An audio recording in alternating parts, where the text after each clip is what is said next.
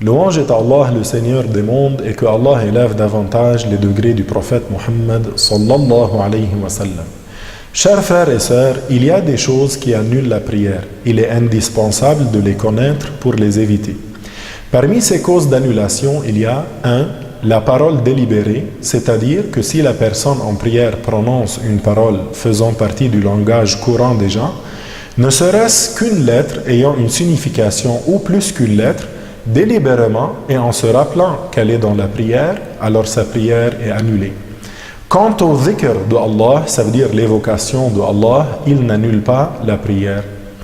2. Manger ou boire. Si la personne en prière mange ou boit délibérément, en se rappelant qu'elle est dans la prière, même si c'est aussi minime qu'un grain de sésame, sa prière est annulée.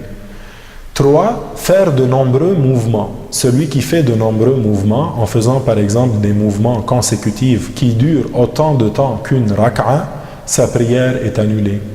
4. Le mouvement excessif, comme par exemple un grand saut.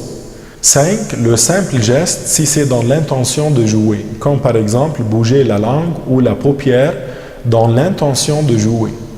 6. Ajouter un pilier, comme se prosterner 3 fois dans la même rak'a délibérément. 7. Le changement d'intention, comme faire l'intention d'interrompre la prière ou hésiter à l'interrompre ou faire dépendre l'interruption de la prière de quelque chose en se disant par exemple si quelqu'un frappe à la porte, j'interromps la prière. Dans ces cas-là, la prière est annulée sur le champ. 8. Le hadath, comme par exemple une sortie de gaz. Je finis en demandant à Allah Ta'ala de nous accorder sa miséricorde et d'augmenter notre connaissance, que la paix et le salut soient sur vous, et à la prochaine.